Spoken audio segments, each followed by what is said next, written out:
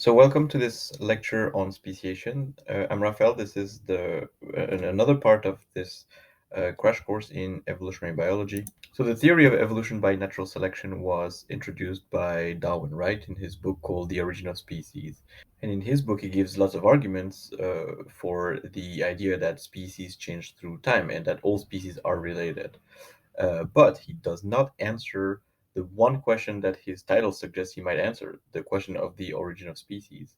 So that species change through time and that they diverge from each other at some point in the past is one thing. But what happened that made those species diverge, that he does not answer. And actually, Darwin himself admitted that the origin of species, the origin of new species, was what he called this mystery of mysteries, the one nut that he could not really crack. And this sort of lack of answer has been, and is still today, in some cases, one of the main angles of attack of creationism against the theory of evolution.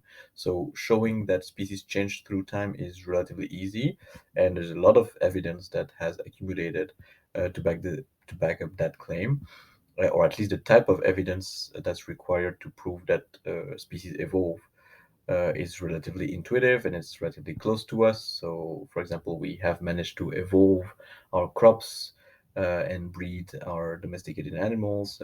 We see bacteria evolving resistance to antibiotic treatments. But in comparison, the idea that species are all related and split at some point in the past has remained a bit more contentious, mostly because the origin of new species, so speciation, simply happens much more rarely. The split between humans and chimps, for example, is estimated at about 6 million years ago, but beyond that, while Charles Darwin sort of managed to provide a compelling mechanism for the evolution of single lineages, he could not really come up with a concrete mechanism that would explain how a species could give rise to another species. And so, for those reasons, speciation has sort of historically had more trouble to be accepted than just evolution by natural selection.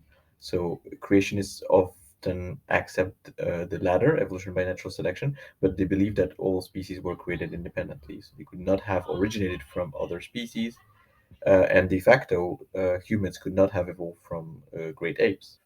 So, speciation is often regarded as this interface between two scales of evolution. Microevolution, on the one hand, which refers to evolution that happens on relatively short timescales and usually within single lineages, and macroevolution, on the other hand, which refers to evolution on much longer geological timescales, along which new species arise and others go extinct.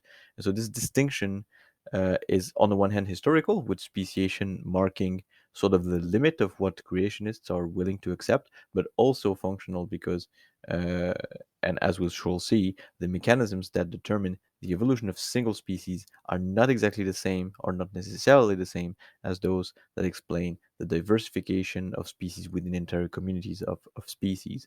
So the speciation can sort of be regarded sometimes as this entry point into macro evolution.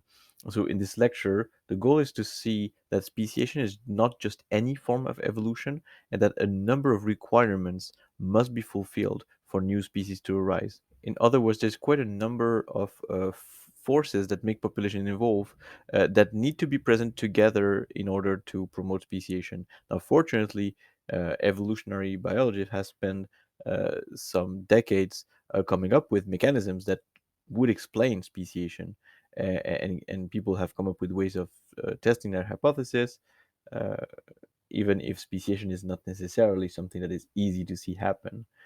So here we'll cover relatively broadly what people have learned about the conditions under which new species are expected to emerge. And we'll see a few things at the end about how to go about testing hypotheses and exploring a little bit the different scenarios that are possible. But first, and like in any talk about speciation, we need to take a little detour and inevitably talk about the species concept. So, speciation is the formation of new species, but what is a species? That is a complicated question. There is consensus, for example, that humans and chimps are two different species. Same for lions and tigers. We would recognize them as different discrete entities present in nature. So there are lions, there are tigers, there rarely is something in between. Uh, but every discrete entity doesn't necessarily represent a species, right? Someone with green eyes is not necessarily a different species from someone with blue eyes. And also, if all species are related genealogically, then when in the past did the lineage that led to lions become truly a different species from the lineage that led to tigers? That is also a complicated question. Well, in order to ask what is the nature of what we commonly think of as species, perhaps it is useful to wonder why we do not find intermediate forms between lions and tigers, for example. So people have tried to breed those two species, and that they make offspring for sure that are sort of intermediate in phenotype. And well, this is an example here. So the offspring between lions and tigers are called ligers. So they are these things that have like a fur that kind of looks like an intermediate between a lion and a tiger. Not every phenotype in that hybrid is an intermediate. So they are huge, for example, bigger than lions and tigers. But anyway, those offspring are sterile. And it's the same thing for donkeys and horses. So which produce mules when they hybridize, which are also very sturdy, very robust animals, very big animals, but are sterile. So this is telling us something about the nature of species, right? That maybe those discrete entities are maintained discrete in nature instead of blending with each other as we would perhaps expect from basic principles of population genetics, quantitative genetics. Um, Maybe they are maintained discrete by the fact that they cannot reproduce, or in other words, because they are reproductively isolated from each other. So, if you think about it, even if all species are related, it's a given that a walrus will not reproduce with a fruit fly, right? Or that an oak tree will not reproduce with a sheep. But if you look at species that are more closely related, like lions and tigers, you will find that they often are also partially reproductively isolated. So this realization has led biologists to propose that one major driver of this discontinuity that we see in nature is because at some point lineages that diverge become reproductively isolated, and that is what allows them to diverge in the first place. And so a consequence of that is that species may be defined as ensembles of organisms that are reproductively isolated from other such groups. And this is what I'm showing here with this cartoon. So the left cartoon, you have a progression through time from left to right. This from past to present that shows the continuity between the reproductive continuity between individuals. So each of the dots as they diverge and split into two species, with those white lines showing the reproductive compatibility. And you see that towards the present, you end up with two clusters. And if you were just to sample individuals from these populations at present, you would get the cartoon from the right, where within each cluster, individuals are reproductively compatible with each other. They within a group, within the red group or within the blue group, they can reproduce with each other, but they cannot reproduce with members of the other group. So those would constitute two reproductively isolated species. So that is the basis of the biological species concept, which was uh, championed mostly by Ernst Mayr, uh, and it's perhaps the most widely used species concept, but it's one of many definitions of species that exist out there. And that's because it's not always about reproductive isolation. So we have to realize that this definition that relies on reproductive isolation works well for organisms like horses and tigers that reproduce sexually, but doesn't really apply to organisms that do not reproduce sexually, like bacteria or these things called bdelloid rotifers, the top left picture. These are animals, so rotifers, and bdelloid rotifers are a specific group of rotifers that reproduce asexually. So most people would undoubtedly accept that there are many species of bacteria, for example. So we commonly say that Escherichia coli, that E. coli is a different species than Pseudomonas aeruginosa. Both are very very well known, well studied species of bacteria.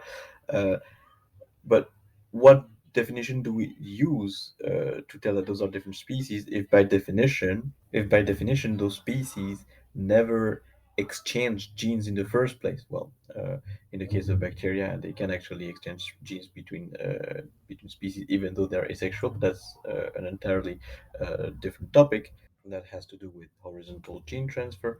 But nevertheless, they are asexual organisms, so they do not reproduce sexually on a regular basis. And so we cannot really say that they ever stopped reproducing and established reproductive isolation.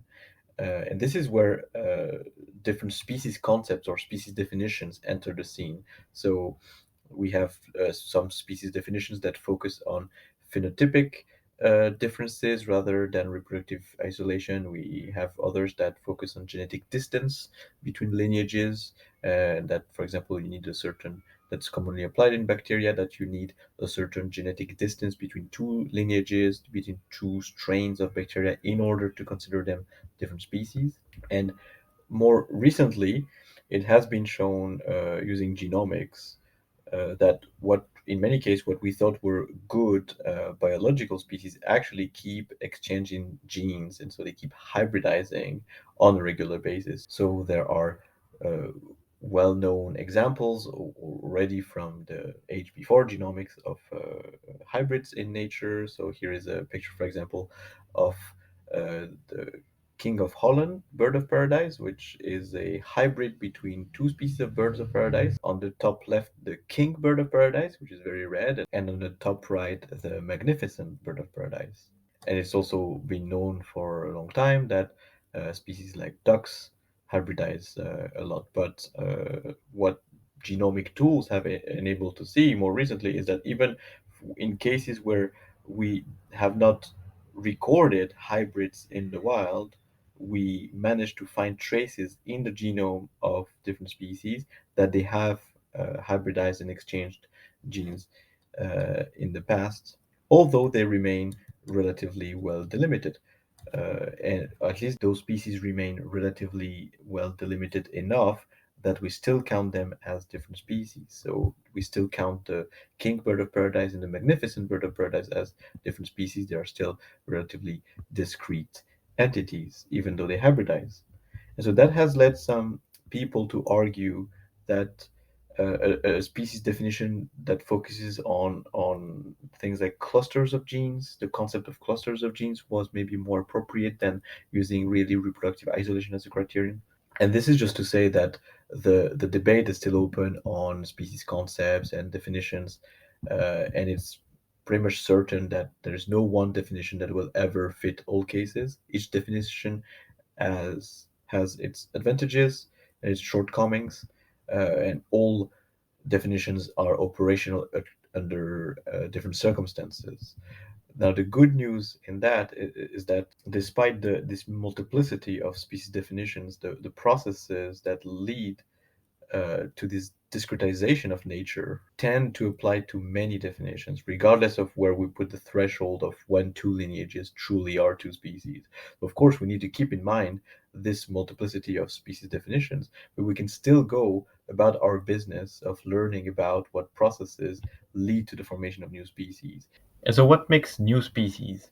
Well, perhaps the most important realization in this field was that in many cases, closely related species live in different areas. And so this observation has led some scientists to suggest that geographical isolation between populations of a single species may be a way to get to two separate populations that look different. For example, it could be that two separate populations adapt to different environments or experience different selective pressures or even just randomly evolve different characteristics under genetic drift. So all the evolutionary forces that we have seen so far apply here, but there's one ingredient that is key really, and that is isolation. Is the absence of gene flow between the two populations that allows those populations to undergo different evolutionary routes, evolutionary history. So we have an example here with multiple species of closely related salamanders in California that all occupy different areas. Now, This works for asexual organisms too. In different places and under different conditions, drift or natural selection may very well lead populations in different directions, to the point that we may end up recognizing them as different species. But of course, there is more to it in sexual species. Sometimes, for example, geographical isolation is only temporary, and actually many sister species, so species that are most directly related to each other, do share borders or partially overlap in their range. And in regions where they overlap, these species usually end up just like horses and donkeys or lions and tigers. They end up not being able to reproduce with their sister species so well. So how does that work? How is that possible? Well, perhaps the most classical model of speciation by now is the so-called Bateson-Dobzhansky-Muller model. So imagine a theoretical, a hypothetical situation where you have one ancestral population that, and we are considering two different loci called A and B in the genome of that organism, of that population. Now imagine that the ancestral population, the one all the way to the left, is fixed for allele big A at locus A and for allele big B at locus B, and those A and B might be at different places in the genome. Now, if this ancestral population splits somehow into two populations that are geographically separated, so that might be because of some mountain range or that arises or over millions of years, or it could be because a portion of the population migrates to some remote island, or because there's a river that appears between that cuts the population in two. If that happens, then it is possible that the two populations, if there's really no contact between them at all, start accumulating new alleles or new mutations independently. So we could imagine, for example, that a new allele appears in the first population at locus A, allele small a, and that completely replaces allele big A, for example, because of drift over a long period of time. And similarly, we could imagine that on the other side of the mountain range, a new allele appears at locus B, allele small b, that ends up somehow replacing all of the big B alleles in that subpopulation. Well, we have to realize here that allele small a on one hand and allele small b on the other hand evolve completely independently of each other. They evolved on both sides of the mountain range. They never were in contact with each other. So it could very well be that even though allele small a doesn't cause problems in the population in which it has evolved and reached high frequencies, and same for small b, it doesn't cause problems. Those genes were sort of never made to be found together in the same individual and maybe produce defects or would cause problems in an organism if both were present together within the same individual. That is something that we would call negative epistasis. So, if you remember the lecture on quantitative genetics, epistasis is when the effect of an allele at a certain gene depends on the effect of other alleles at other loci. And here it's an example of negative epistasis that we are considering because allele small a and allele small b are technically incompatible. They would cause unviability or sterility, for example, if they were found within the same individual. Now, at this stage, it's not a problem because they have evolved independently. So the population that has fixed allele small a has never had any individual with small b simply because small b doesn't exist there, and vice versa. Now, of course, you see where this is going. If one day the geographical barrier disappears, and if both populations end up back together and start reproducing again, uh, then alleles small a and small b, which are incompatible, are going to be found within the same hybrids between the two populations, and those hybrids are going to be unfertile or maybe unviable. And then you get two species or populations, at least, that are partially reproductively isolated. So the spirit of the Bateson-Dobzhansky-Muller model is really to say that if you have populations that evolve in complete geographical isolation, it is possible that some mutations, like new alleles arise and mutations accumulate on both sides that are not that are able to accumulate and even reach high frequency without causing any trouble for fitness. But once in combination together, once the two populations come back together, do end up causing a low fitness in hybrids, but only when they are in combinations with each other. And so here we have a model that not only explains why isolated populations may evolve in different directions phenotypically, but why also they may become reproductively isolated if they ever meet again.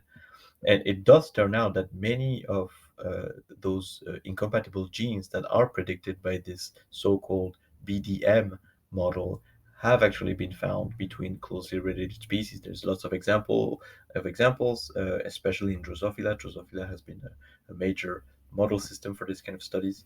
Um, and so it sounds a lot like this may be a relatively common way for sexual species to diversify. Now, I have to note here that in the classic form of the model, only drift is assumed in the two diverging populations. So these small a and small b alleles reach high frequencies just because of drift.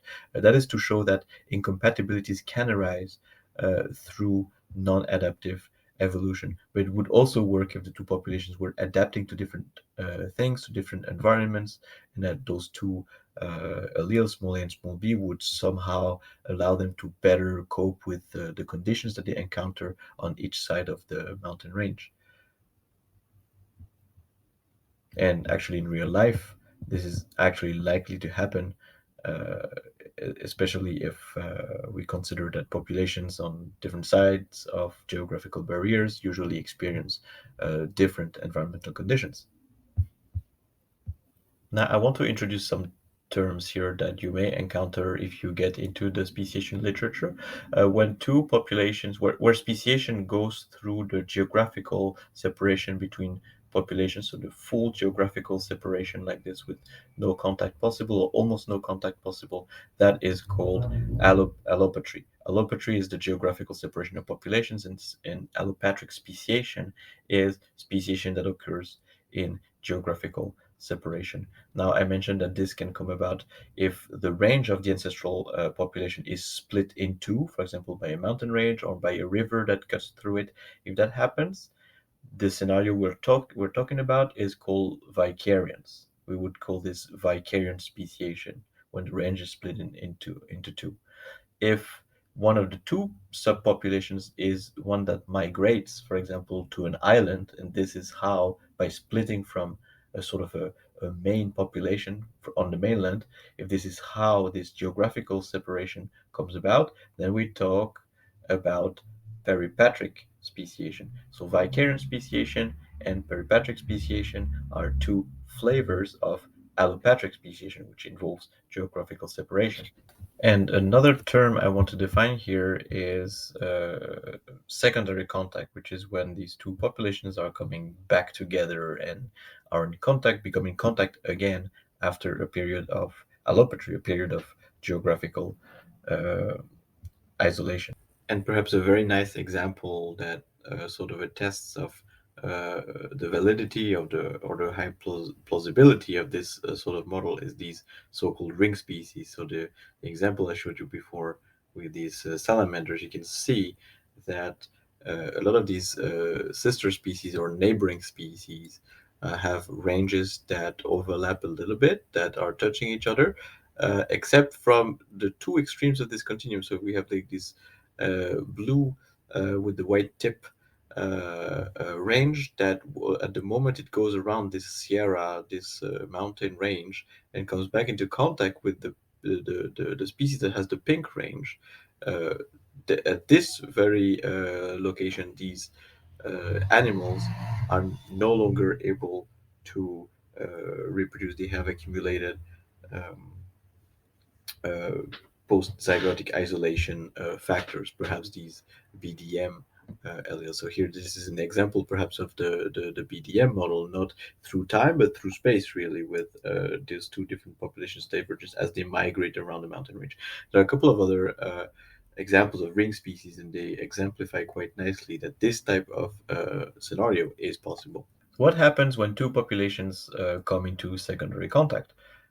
So far, the model we have presented predicts that when the two species come back together, if they reproduce, their offspring will have problems. They would be unviable, they will have low fertility because the two populations, on their way to become two species, will have accumulated some incompatible alleles. But in the model, they still mate, they just produce hybrids that are unfit. While in the real world, closely related species tend to avoid mating with each other. We call this assortative mating. Species tend to prefer um, members of their own species as mates, with some exception. Of course, we've talked about hybrids and hybridization, but generally that's the pattern. So, how does that evolve? Well, an extension of the model is to predict that when the two populations meet again, the lower fitness of their hybrid offspring introduces sort of a new selective pressure for some mechanism of species recognition, for some mechanism of so-called assortative mating to evolve. So individuals with somehow better abilities to tell apart and individuals, potential mates, and mate with their own population, or that have some way of preventing mating with the wrong species, will be favored by selection because they will not waste, so to speak, some offspring by mating with the wrong species. So this is what I'm showing here with this cartoon. When the blue and the red population come back together and start mating, whenever a blue individual mates with a red individual, that would produce hybrids. So those are the purple individuals. Those suffer the fitness consequences of the incompatibilities that have accumulated in their parents independently, hence the crosses. So they die, they do not reproduce. Now, if some individuals in the population, and those are the ones that are a bit more brightly colored, carry some alleles or some genes that make them somehow better able to discriminate members of their own population, so blue mates with blue and red mates with red, those will produce offspring that carry the same genes as the subpopulations they have evolved in, and those will typically not suffer fitness consequences. And so you could imagine that alleles that favor assortative mating like this would basically spread uh, in the population following secondary contact, and then individuals would basically stop reproducing with the wrong species. They would have become two completely reproductively isolated species that do not form hybrids anymore, and this process is called reinforcement. So the reinforcement of those genetic incompatibilities uh, by evolving some mechanism of species recognition. And those mechanisms exist in the real world. So, for example, many closely related species of damselflies do differ in the shape of their copulatory organs, for example, to the point that they are no longer compatible. Like they have these copulatory organs that have like intricate shapes, and different species have different shapes. So, like the males and the females really need complementary shapes, and just mechanistically matings between males and females of the wrong species is just not possible. And many species have evolved other types of systems like mating cues, like colorations, for example, and the associated preferences for color patterns or mating cues of their own species that allow them to discriminate potential mates from their own species. Now, the evolution of these species recognition mechanisms is a very different type of reproductive isolation than just the lower fitness of the hybrids due to the genetic incompatibilities that had accumulated because these two uh, affect different parts of the life cycle, essentially. And so, in the context of speciation, we talk about pre-zygotic isolation and post-zygotic isolation, depending on where in this life cycle the barrier to gene flow is. So, pre-zygotic and post-zygotic basically mean before or after the formation of the zygote, after a fecundation between a sperm and an egg. And this is just to say that prezygotic isolation mechanisms or barriers on one hand would include these all of these mechanisms that prevent individuals from different species from mating, or at least from that would prevent fecundation from happening. So we have these lock and key systems in the copulatory organs of damselflies. We also have the mating color patterns of some cichlid fish. We also have colors of poison dart frogs that serve as cues for assortative mating to recognize the right mates. And there are some more physiological or molecular mechanisms, for example, in sea urchins or in plants, where sperms from or like male gametes from the wrong species would basically be recognized by the female gametes and not accepted. And on the other hand, post-zygotic isolation mechanisms, post-zygotic barriers include these incompatibilities that we've talked about. For example, the incompatibilities that would make uh, the ligers, the hybrids between lions and tigers, sterile. But also, a lot of those have been identified, as I said, in Drosophila. But also the fact that not necessarily the hybrids might not necessarily suffer fitness costs because of some internal developmental failure due to these incompatibilities. The effects of these incompatibilities on fitness could express itself in the interaction of the organism with its environment. So it could be some ecologically driven incompatibility. Imagine, for example, that both parent species or populations have adapted to different ecological niches, very different environments. The offspring may be of intermediate phenotype between their two parent populations and therefore not fall in either of the two ecological niches of their parents, either of the niches that are present in the environment, and therefore suffer low fitness, not because of not for developmental reasons, but just because they fit nowhere in this ecological fitness landscape. And that has been shown, for example, in sticklebacks.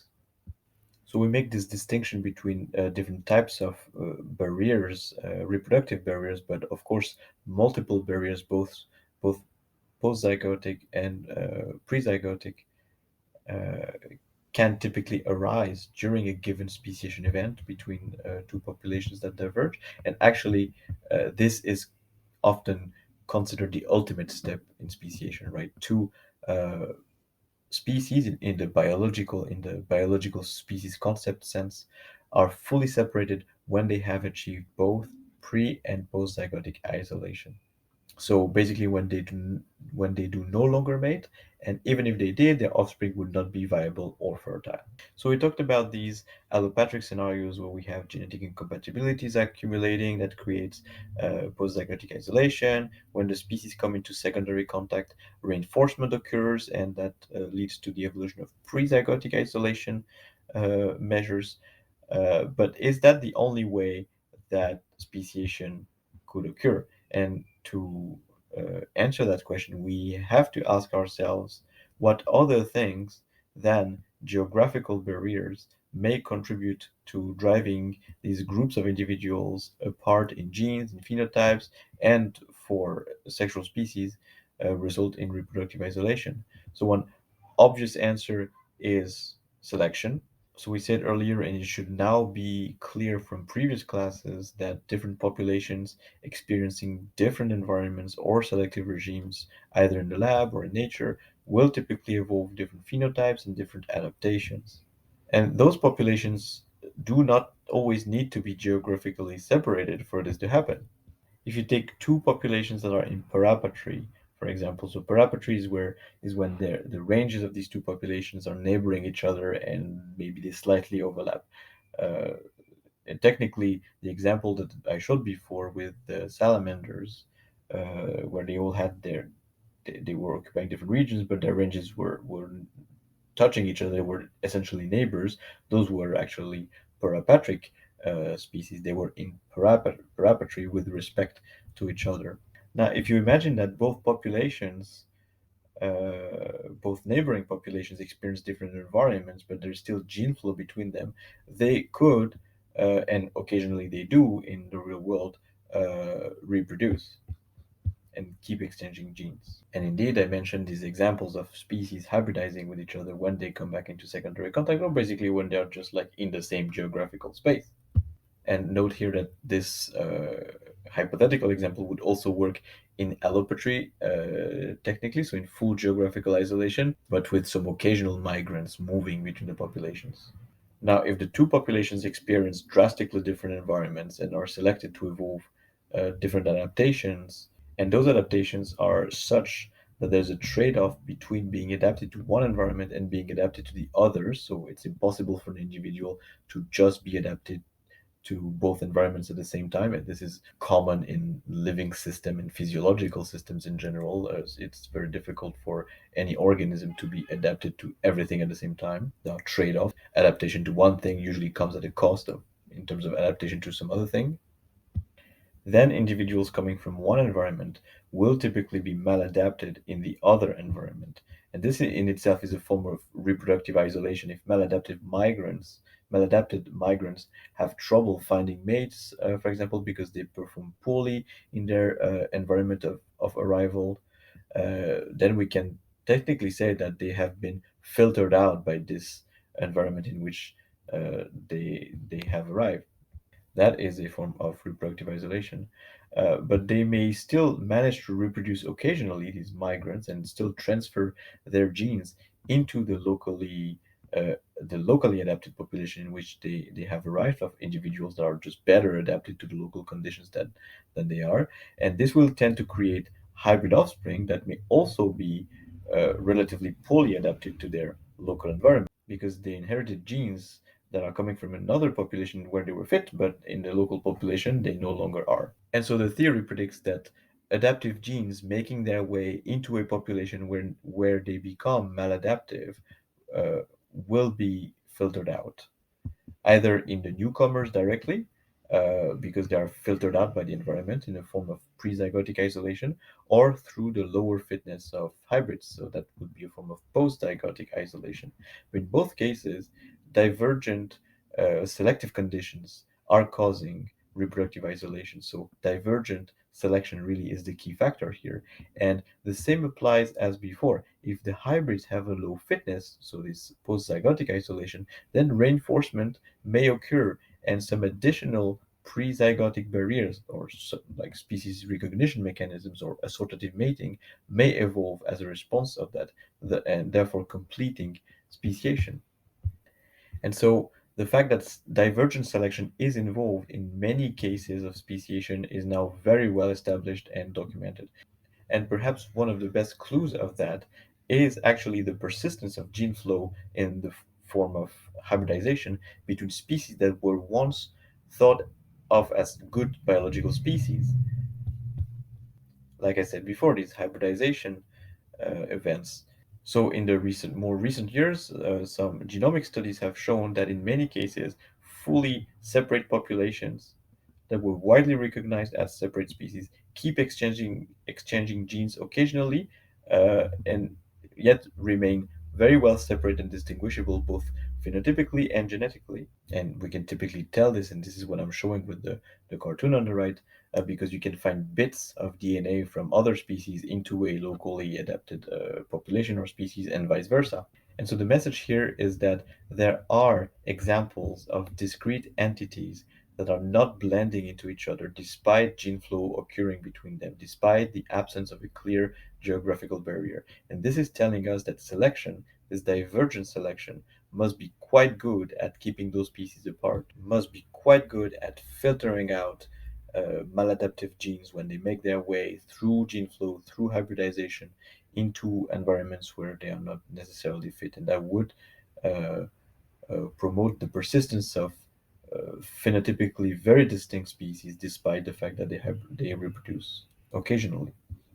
Now, when speciation occurs under this divergent selection between different environments or between different ecological niches, when this force of selection arises from the ecology of the species, we talk about ecological speciation that can happen in the presence of gene flow, but also without. It could very well happen in allopatry and without any gene flow within a species, just as long as the species are adapting to different ecological niches. That's ecological speciation. Now, those lessons we've learned are derived from theoretical models that ask what are the necessary conditions for speciation and reproductive isolation to occur. And we have some general rules of thumb that emerge. So gene flow will tend to homogenize populations. That comes from the basic principles of population genetics. And so forces that counteract gene flow will tend to favor divergence. The two main factors are geographical isolation and divergent selection, and both can act together. Multiple means of reproductive isolation can evolve between the species, some in response to others, for example, in the case of reinforcement. And if selection is involved, then there must be a trade-off to trigger the divergence of two separate forms. Otherwise, we would only have one generalist form that will evolve that is perfectly adapted to everything, and that typically doesn't happen. Now, we said that selection going in opposite directions can create reproductive isolation, even between populations that initially exchange genes. And we use the example of two neighboring populations in parapetry, but what if selection could also produce new species in full sympatry? So within one single population and without any geographical barrier. That's what sympatry means. It turns out that cases, like real world cases that are consistent with this scenario, are very rare, and the enthusiasm for sympatric speciation has sort of died out a little bit.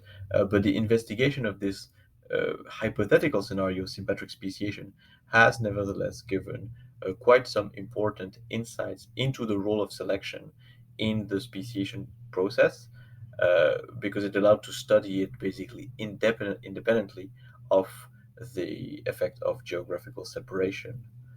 Now, of course, uh, you have to note that the distinction between sympatric, parapatric, and allopatric uh, speciation is always a little bit blurry, because after all, you could say that two parapatric populations may be both ends of one very big sympatric population, depending on how you look at it, and especially if they are exchanging genes. So to sort of go beyond these artificial geographical categories, modern speciation biologists have tended to switch into talking in terms of speciation with gene flow. So one important insight, for example, that the study of sympatric speciation with theoretical models sort of uh, derived, is that maybe in some cases, uh, just the presence of a trade-off is not necessarily enough to trigger speciation. So if you imagine a scenario where you have, well, a sympatric population with different, so that could be with different ecological niches present and available for individuals in this environment. Here on my cartoons on the top right is represented by different host species of trees, and you could imagine that the population that lives in this environment is a population of insects that are adapted to different species of trees. But this could also be a patchy, heterogeneous landscape with different microhabitats, like open areas and more sheltered areas, or just an environment with two different food sources, for example. We could think, if we take the perspective of a fitness landscape, and this is what the cartoon bottom left is showing, that you have sort of two ecological niches along a phenotypic axis, right? So you could have individuals that are more adapted to one species of tree, or you could have individuals that are more adapted to another species of tree, with a trade-off between the two, such that you cannot be adapted to both species of tree. That would basically be a fitness landscape with two peaks.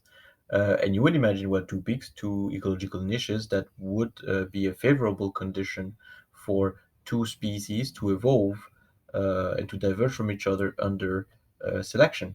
So if this selection is strong enough, if this fitness valley is low enough between these two uh, hills, it should be relatively easy for one population to split into two species and for sympatric speciation to basically occur. But that may not occur as readily as you would think, because in order for a species to occupy both of these ecological niches, it would either need to colonize one of these two niches from another ecological niche, which it might be already adapted to. So that's the top cartoon here. We have a species that's already occupying one of these ecological niches. It's feeding on one type of resource, and it would need to jump into and to colonize, phenotypically speaking, this new vacant ecological niche in its environment in order to give rise to this other species. But to do that, it would need to cross this huge fitness valley, and that might require uh, unrealistically large effect mutations. And basically, any mutant or any genetic variation that would not be sufficient to propel mutants directly into the ecological niche would be selected against, because deviating from the ecological optimum that that one species is already occupying would be deleterious. It would be deleterious to get away from this niche we're adapted to and explore phenotypic space, basically. The one scenario where you would think a population might be able to colonize both of these two ecological niches that are available in the environment in this fitness landscape would be if the population starts exactly at the junction between the two ecological niches, so deep in the at the bottom of the fitness valley. But how likely is that, since it is the bottom of a fitness valley, so a population would need to get there in the first place? And most species out there, before they give rise to new species, or before they split into other species, are most species are usually relatively well adapted to their environment, so they already often occupy ecological niches. And so the theoretical study of sympatric speciation has sort of pointed at this sort of paradox. We need multiple niches in the environment, all together in the same environment, for selection alone without geographical isolation to trigger the formation of new species. But it's relatively hard to imagine how species might jump and might be able to colonize those different niches. But the same study of sympatric speciation has shown that there is actually a way around it, and that is if you imagine that selection or fitness, or the fitness landscape, is not something fixed. It's not like necessarily one phenotype uh, that always gives you the same fitness, but the fitness effects of a given phenotype may be able to change through time, and in particular as the frequencies of different phenotype change in the population. So that is called frequency dependent selection, when the fitness landscape can change through time as the composition of the population in terms of frequencies of different phenotype changes.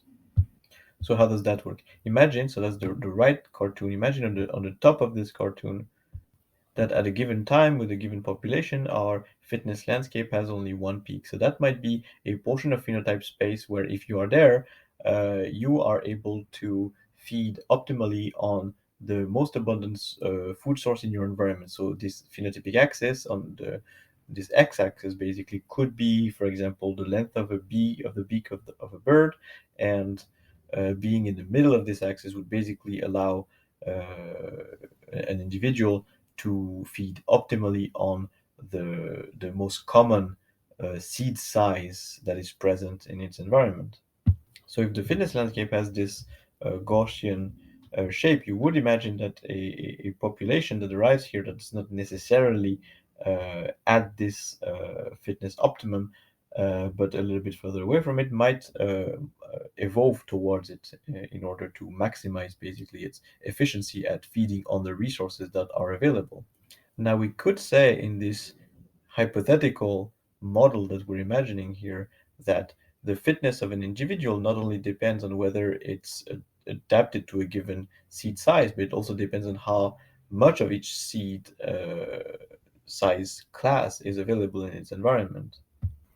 And at the top of the cartoon, it is the intermediate seed sizes that are most abundant in the population. But we could very well imagine that once the population has evolved to feed optimally on these most common seeds, that might deplete the stock in those most common seeds, and because just so many individual birds are feeding on them. And this would typically have the effect of changing the shape of the fitness landscape. Why? Because selection is frequency dependent. If there are too many individuals feeding on the same resource, then feeding on that resource is not as good a strategy anymore. And so we have a population that has evolved towards this fitness peak, this ecological niche in the fitness landscape. But what was a peak may slowly become a valley, and through time you may see that this population that is completely depleting the intermediate seed size is actually digging its own grave in a sense. It's digging a fitness valley between two new peaks. It's creating two alternative ecological niches, two alternative peaks in this fitness landscape uh, that it can then occupy. And it can occupy them because by first adapting to some intermediate value which was selectively advantageous at the beginning but ended up not being selectively advantageous later on, the population has evolved to place itself exactly in the middle of the two ecological niches that would later be able to host the two species.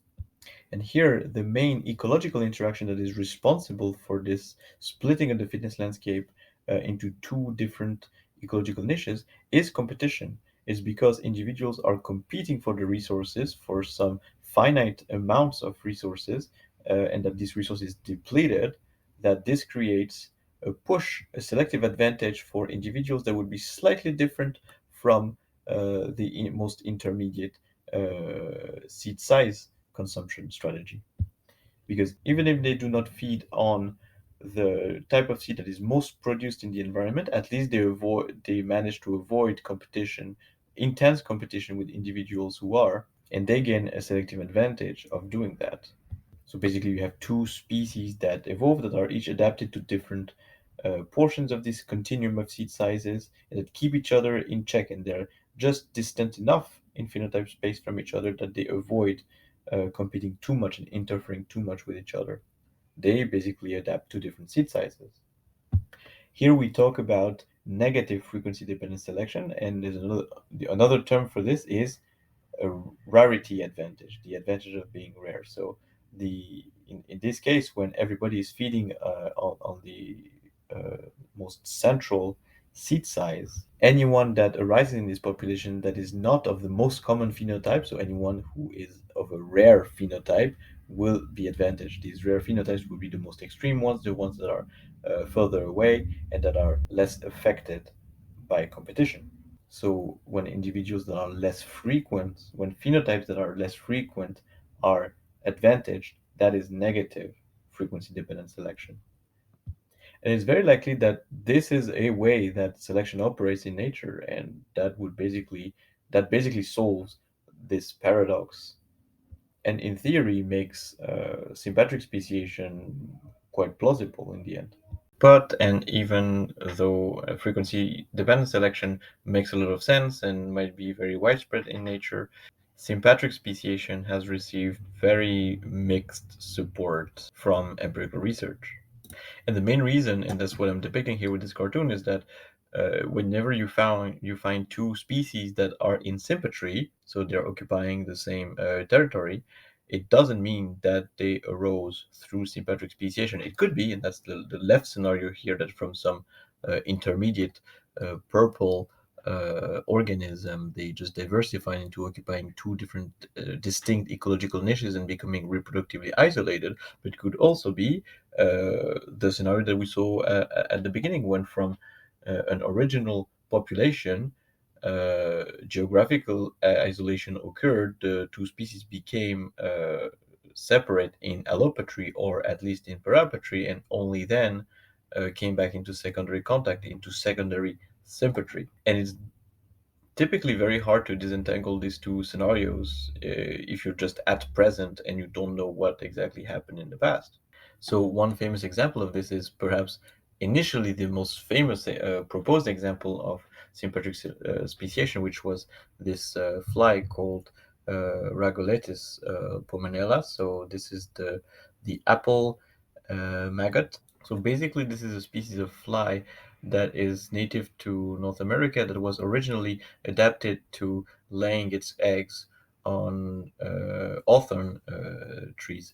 Now, when apple trees were imported into North America from European human colonists, some populations of this fly started to adapt uh, into laying their eggs on apples, and it was shown that that over 100 years, so really short and basically over a historical timescale, a new species, a new adapted morph of Rhagoletis appeared that was no longer adapted to hawthorn, but now adapted to apples. And both of these species could be found in Sympatric, each laying its eggs on a different plant, and both would basically be maladapted when translocated onto the wrong plant. They would also avoid mating with each other, so they would basically ticking all the boxes for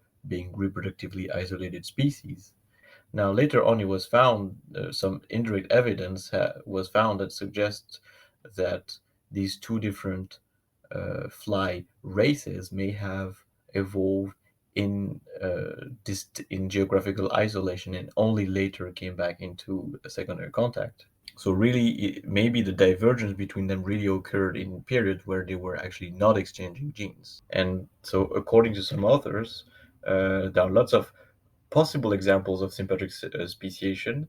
Uh, Very few of them are actually confirmed or extremely convincing. The most convincing cases come from these cichlid fish that live in crater lakes. So you have these crater lakes in Nicaragua, like the one that's depicted here. But you also have some of those crater lakes in Cameroon, and in those lakes you typically find sometimes you find distinct species of cichlid fish that seem to have diverged from each other very recently. The craters are relatively recent on geological timescales, and they are so small and so uniform or homogeneous in terms of environment that it's very difficult to imagine how those species that are really confined within those craters could have diverged in allopatry.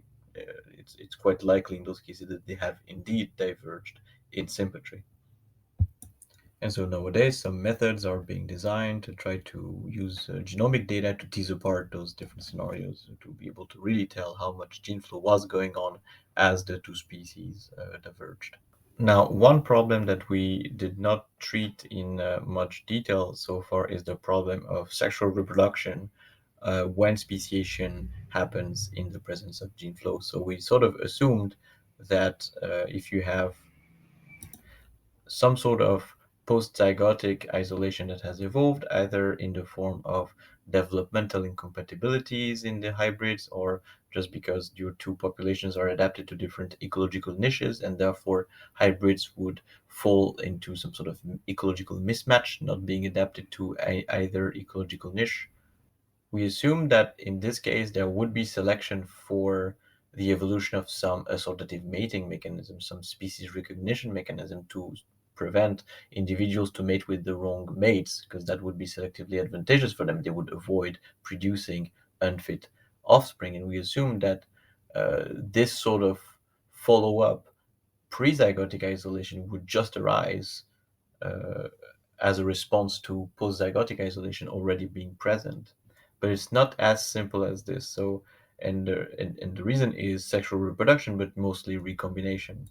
What happens in theoretical models where the traits that are causing these different species to diverge from each other are encoded by multiple genes, what you see is that if the organisms that you're simulating are asexual, they would just diverge from each other just fine. But as soon as they are sexual and they are reproducing with each other, so like they're in contact, they could be in sympatry, they could be in parapatry. Bottom line, there is gene flow and they have not yet evolved a mechanism for assortative mating. You would typically observe a blurring of these two populations that would just basically blend with each other. They would not diverge, they would just produce one swarm of hybrid or intermediate phenotypes instead of two distinct clusters of two distinct species.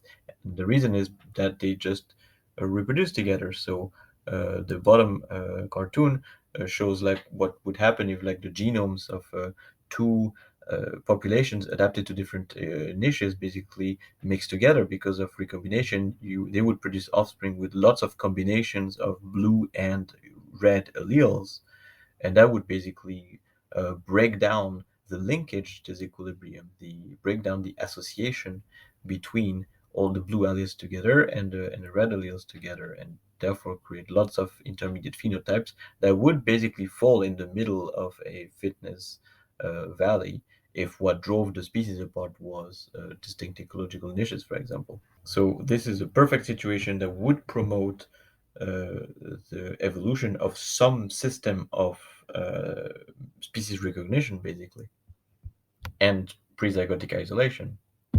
So which form could such a system take? Well, one way this could happen is through the evolution of some mating cues and mate preferences.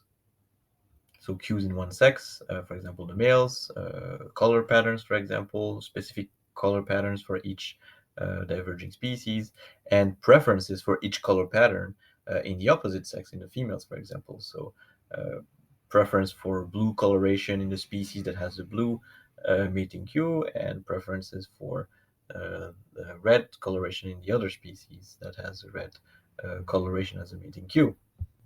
That would essentially prevent those two species from hybridizing, but it would still suffer the problem that those mating cues and preferences, which here I'm symbolizing by some genes, would, because they essentially they would be encoded by some genes somewhere in the genome, maybe one, maybe several genes.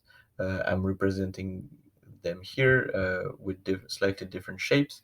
So we have genes for the mating cues in the genome, we have genes for the preferences in these two different species of cichlids, for example, with different colors. This could work, but to maintain the species apart and prevent them from reproducing. But if they do, it will basically break down the linkage again between the preferences, the cues, and the other genes that are basically encoding the ecological adaptations that are making these two species different in the first place. So even with the presence of preferences and cues encoded by different genes, you would still suffer from recombination. You would still produce, if the two species happen to reproduce, or you would still produce lots of different intermediate combinations. And importantly, you would produce combinations of the wrong preferences with the wrong cues. So blue will not be inherited necessarily always with blue, and red not necessarily with red.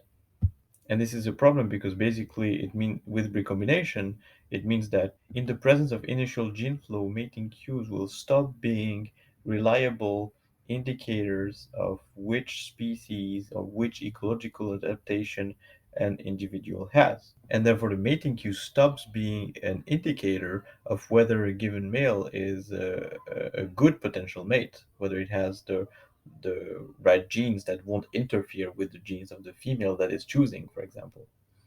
So that's a little bit of an unstable system.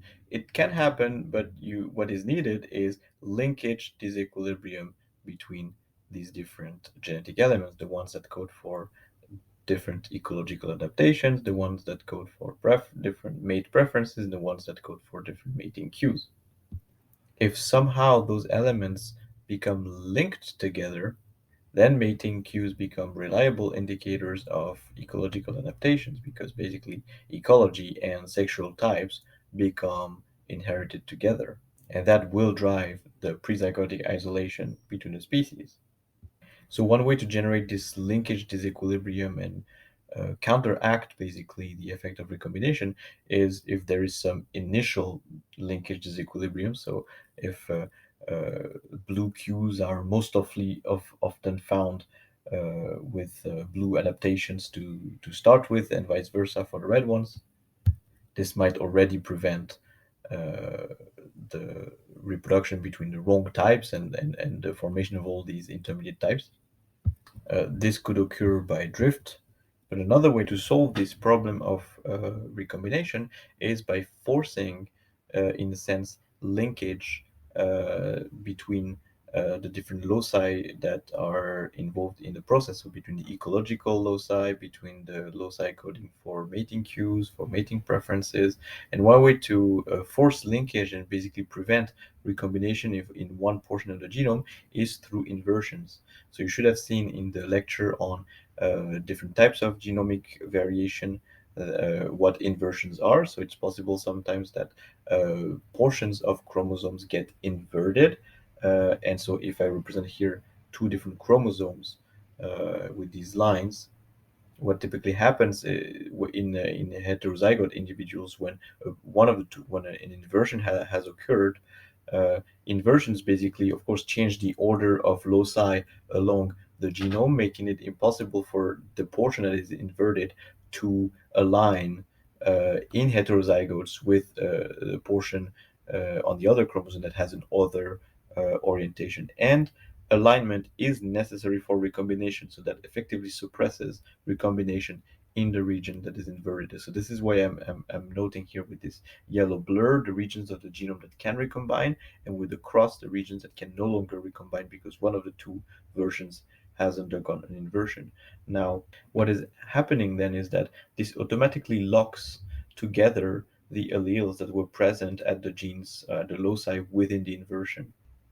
So if the genes for ecological adaptation, mating cues, and mating preferences are located within an inversion, the alleles present at them are going to be automatically linked together and will not recombine. That means that if one population has evolved all the red alleles at these genes, and the other population has evolved the blue alleles at these genes, then those groups of co-adapted alleles would basically stick together, and combinations of those will never be broken down, even if there is gene flow between the two different populations, even if other portions of the genome are subject to recombination. So in the other cartoon, the right one, the loci that are very pale symbolize those genes that come from the different populations, so red or blue, but are not really relevant for the speciation process. And the ones that are in more vibrant, brighter colors or shades of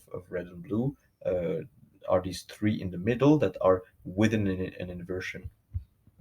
And you can see that in the portions outside of the inversion where recombination happens, the multiple combinations of red and blue can co-occur together in different individuals. But within the inversion, we only find groups of red alleles or groups of blue alleles, and combinations of those do not occur.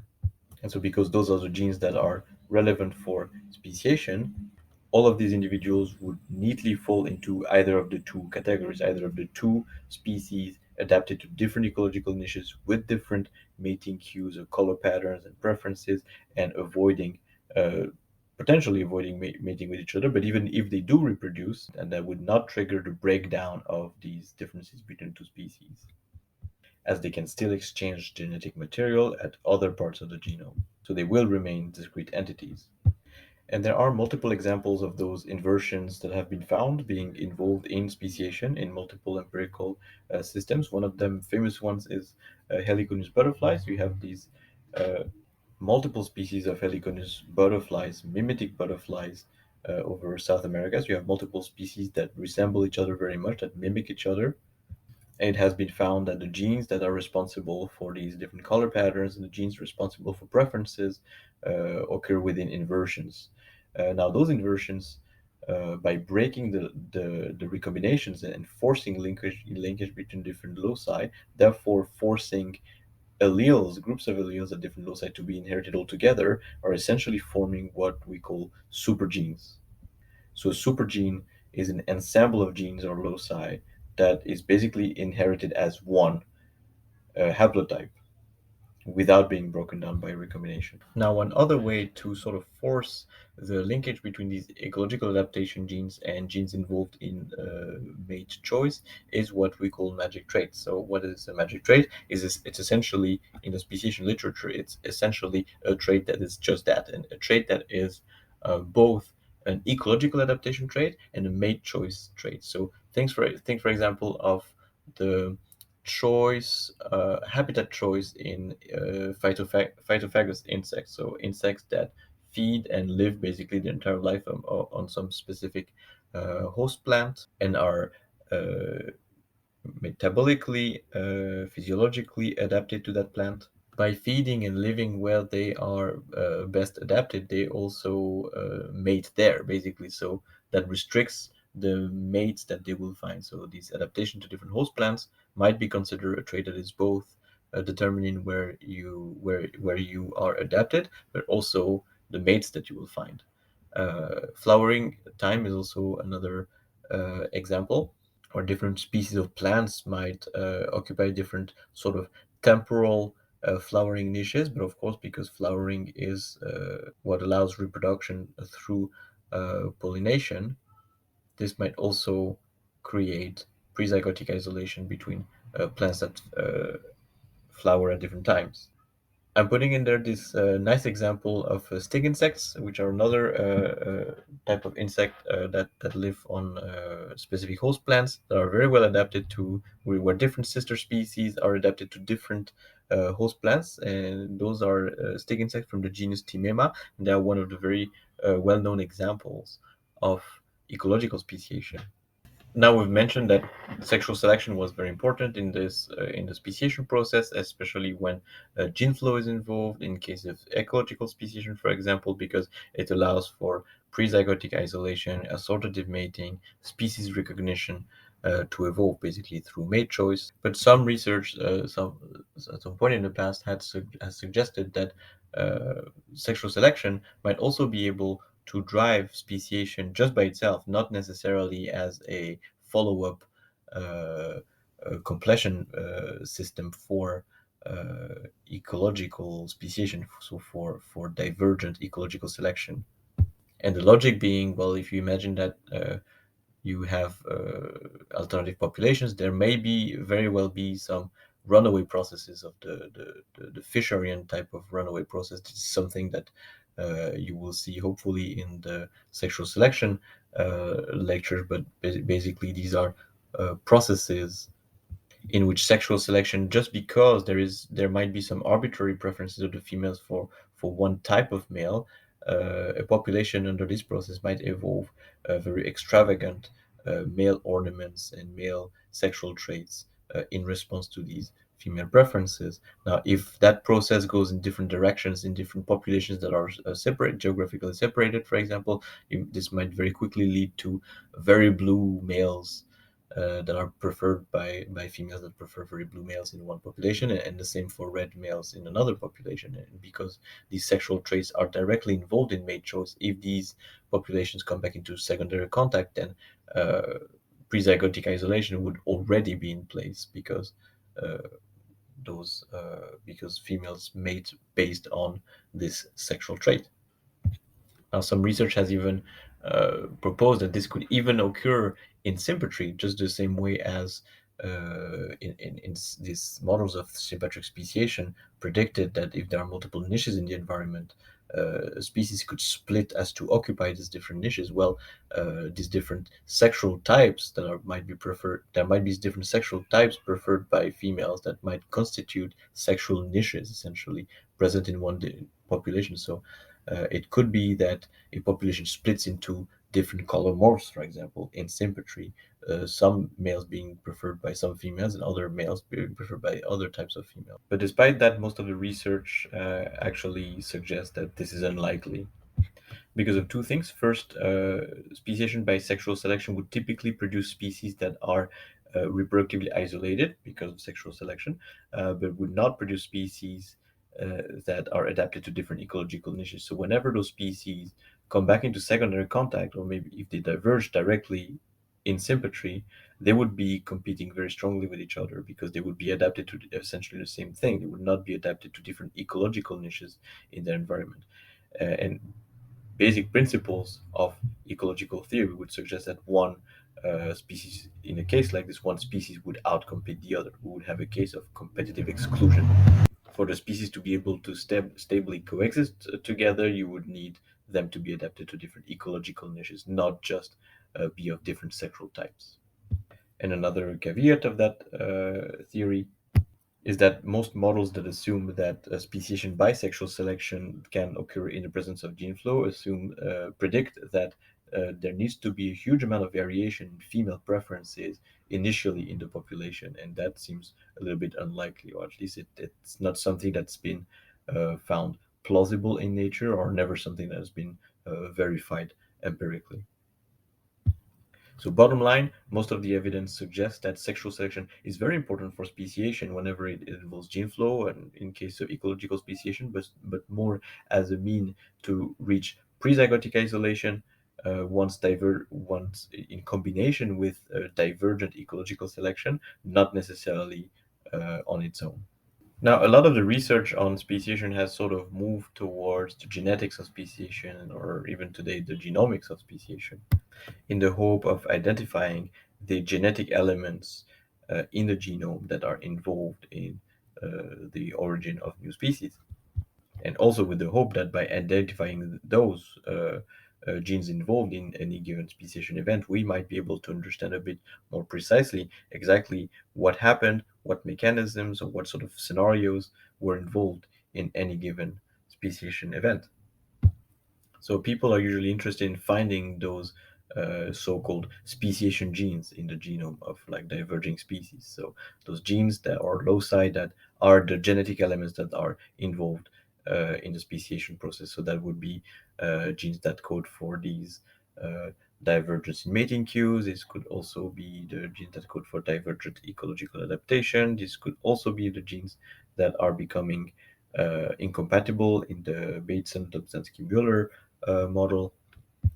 And so I want to mention a few things about those here.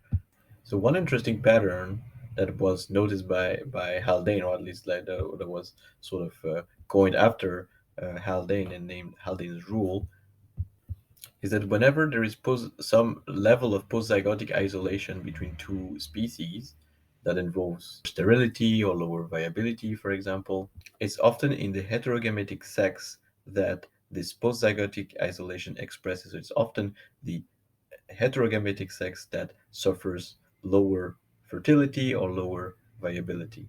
So, as a reminder, the heterogametic sex is the one sex that has two different sex chromosomes. So, in humans, for example, it's males because males have XY while females have XX. In most mammals, it's like this. In lots of animals with a genetic sex determination system, it's like that. But in animals like birds and butterflies, for example, it's the other way around. So males are ZZ and females are ZW. So in those, females are the heterogametic sex. And a general pattern that sort of comes along with Haldane's rule is that oftentimes these genes responsible for those incompatibilities are on the sex chromosomes. And I don't want to go into details about what that is. You can look this up. There are multiple theories about why that is. But I just want to mention here that those speciation genes, those genes that are having causal effects on this whole speciation process, tend to be overrepresented on sex chromosomes. Some techniques have been developed to specifically find those regions of the genome that are involved in speciation. So those regions of the genome that are divergent, for example, between the two different species that we have identified.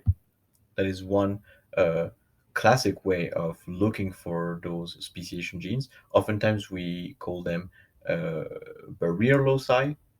So we call them that when we're after portions of the genome in which there's little gene flow between the two different species or two different populations that we have decided to study, as opposed to other regions of the genome that where gene flow is possible.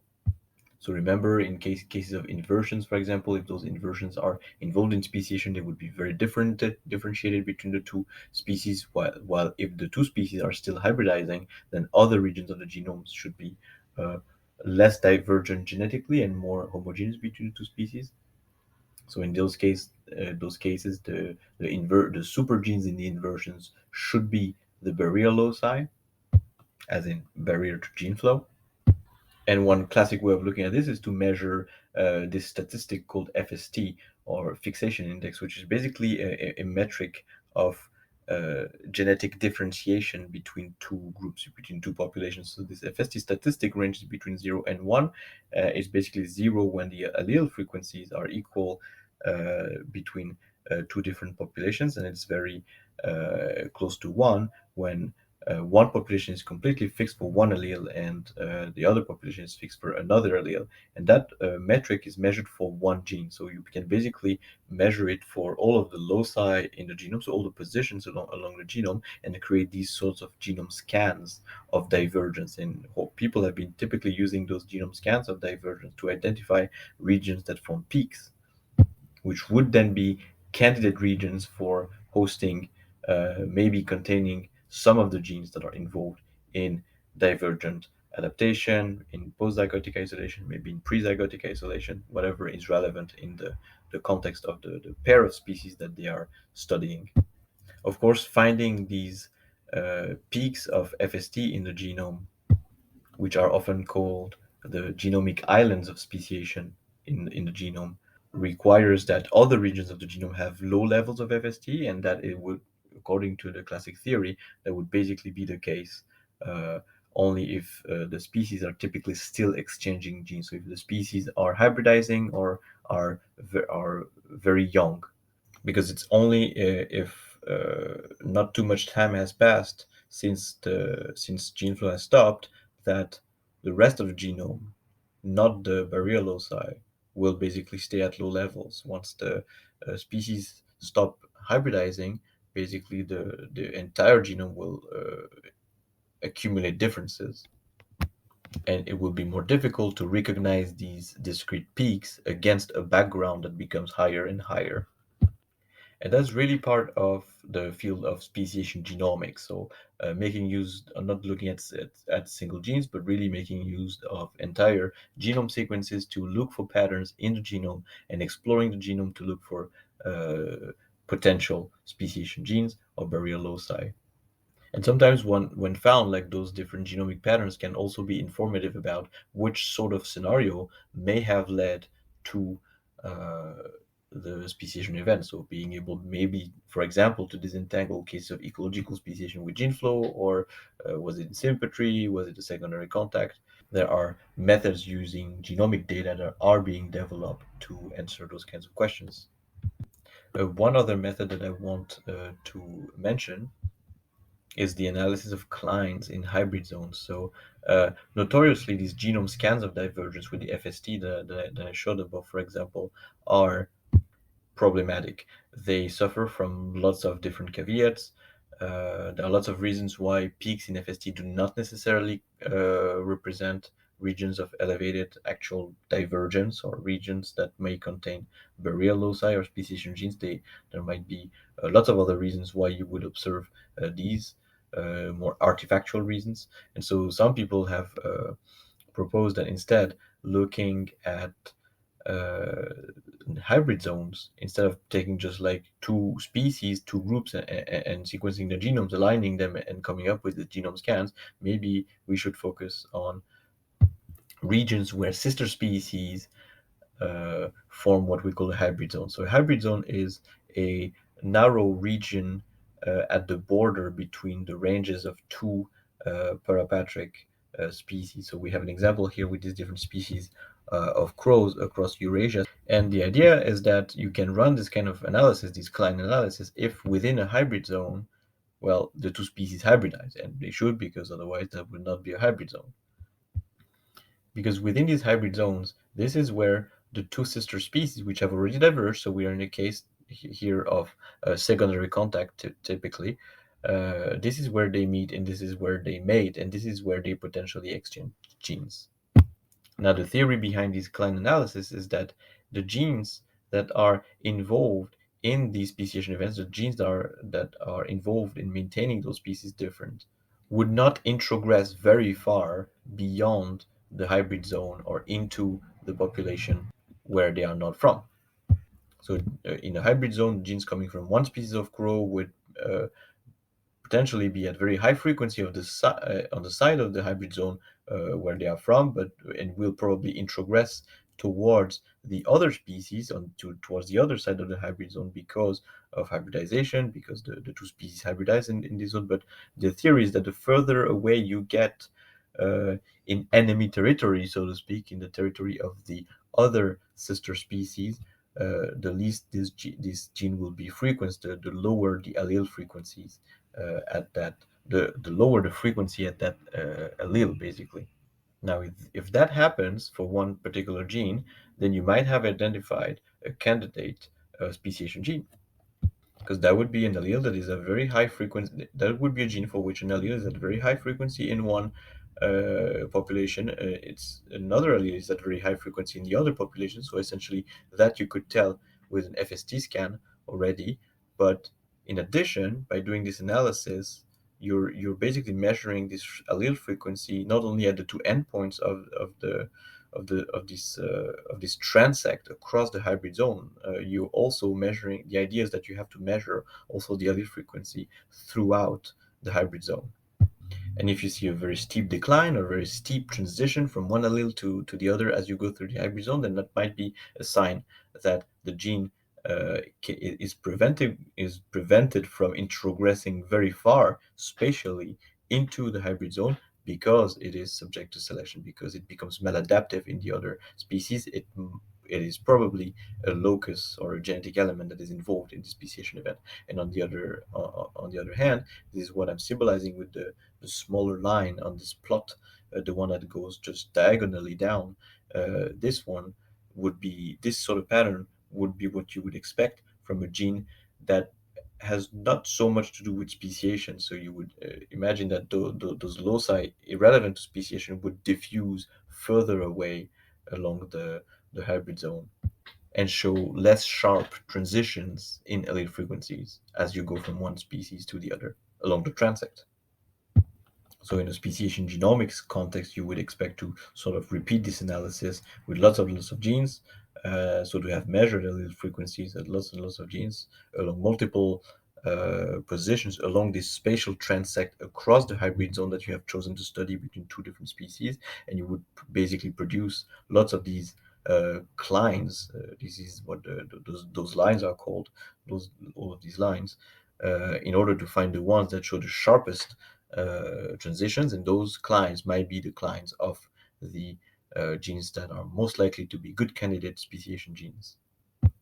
Now, I just wanted to mention these few methods and these few ways to go explore and look for speciation genes. Now, there's a lot of literature about this, because this is really the portion of speciation research that is being actively worked on right now. So you have tons of people working out new methods to learn more stuff about genome sequences, and being able to make it more and more precise inferences about which portions of the genomes really are speciation genes, and what we can learn from what has happened, which sort of speciation scenario has happened from genomic data. So that's really a field with a lot of work in progress. And the last thing I wanted to mention, and I'm mentioning here because I didn't really know where else to put it, it has and also doesn't have a clear link with speciation, and that is the topic of adaptive radiations. So adaptive radiations are groups of related species, usually of many related species, that have diversified from each other, so that has speciated in a relatively short amount of time. And they are called adaptive radiations when those different species within the clade, within the family, within that group, are typically adapted to different ecological niches. So famous examples of adaptive radiations include Darwin's finches on the Galapagos Island, with different beak shapes and beak sizes that make those different species adapted to to feeding on different plants and different resources, different food sources. We have the cichlids from the Great Lakes of East Africa, not the ones from the crater lakes that I mentioned earlier. I'm really mentioning the ones from the really big lakes of East Africa, so Lake Malawi, Lake Victoria, and Lake Tanganyika. In those lakes, you have hundreds and hundreds of species of very closely related cichlid fish, adapted to many different ecological niches, also different in mating cues that are thought to be involved in associative mating and species recognition. Then we have the anolis lizards from the Caribbean, which have diversified into what are called ecomorphs, so different ecological niches in their environment. And then we have the famous silver swords from Hawaii, these plants that have also undergone rapid speciation, repeated rounds of speciation into species adapted to different ecological niches. So adaptive radiations are these examples, these macro evolutionary examples where lots and lots of rounds of speciation have happened in a relatively short amount of time. Usually it's ecological speciation that is invoked because this is really the type of speciation that involves adaptation, hence adaptive radiations. And those adaptive radiations are sometimes, not always, uh, taken as case studies, basically, like or model systems to understand a bit better how speciation works. Now, they are not always very telling about the actual process of speciation. So if you take uh, the cichlids, for example, those have been used because those are very recent radiation. Those are taken a lot as an example, as case studies to study the evolution of assortative mating and mate choice and the divergence of mating cues, because these you usually have like different color patterns, for example. But if you take anolis lizards, for example, it's very well documented that you have all of these species adapted to very distinct niches in the environment. It's quite well understood what sort of morphological adaptations led to the adaptation to these different niches, but that's about it. It's not exactly clear what sort of mechanism went on during the splitting event. We know that now we have a bunch of species, lot of species, all adapted to different niches. So something must have happened in the past to make this happen. But there's very little data available because this radiation is relatively old compared to things like the cichlids. There's relatively little information and data available on whether this was allopatric and then reinforcement versus sympatric, or what kind of mechanisms were really involved in the speciation process itself. So this is basically just to say that by looking at taking a step back and looking at speciation through across like macro evolutionary timescales uh, might allow you to ask questions about the factors, for example, that influence diversification rates. Why are some groups of organisms richer than others? Maybe you can find correlates of this, and this is a topic that we'll discuss a little bit in the tree thinking part of this course. And by zooming out like this, by looking at adaptive radiations and asking questions about the determinants of speciation rates in nature and on macroevolutionary timescale, we sort of like lose resolution and lose some power in asking questions about the mechanism through which speciation itself is actually happening. So it's really a matter of choice of like which sort of questions we want to answer. And I just want to finish by pointing these two books, which like a lot of the content here is taken from.